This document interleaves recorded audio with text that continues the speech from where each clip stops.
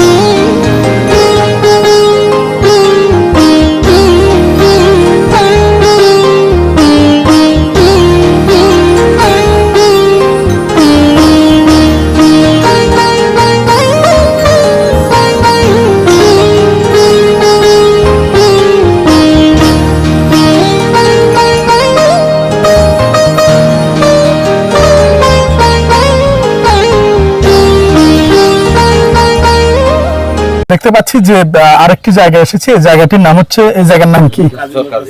চর কাজী মুখলেস, চরজব্বর থানার চর কাজী মুখলেস নামক এলাকায় আসছি। এখানে আমরা দেখতে পাচ্ছি যে এই কিছুক্ষণ আগে পানি নেমেছে, পানি ঢুকে গেছে এবং জিনিসপত্র সব এই পাশে একটু সরেন, দেখাচ্ছে যে জিনিসপত্র সব কিন্তু এই নষ্ট হয়ে গেছে এবং বাইরে বেরিয়ে নিয়েছে। এই যে থাকার ঘরের এই পাশে দেখতেছি একেবারে টিন ভেঙে ওই পাশে ঘরের ভিতর পানি ঢুকে টোটালি তাদের থাকার মতো অবস্থা একেবারে খুব বাজেভাবে নষ্ট হয়ে গিয়েছে। আমরা এই মুহূর্তে ঢাকা থেকে হাজী বিবি বেগম আপুর স্পন্সরে নগদ 5,000 টাকা ওনাদেরকে দিয়ে যাচ্ছে। আমরা বলছি যদি ঘর উপরে নিয়ে যায়, ঘর যদি না থাকে টোটাল সেক্ষেত্রে 10,000 টাকা এবং পানি ঢুকে গেলে 5,000 টাকা। তো আমরা এই মুহূর্তে ওনাকে 5,000 টাকা দিচ্ছি। 1 2 3 4 5 এটা না।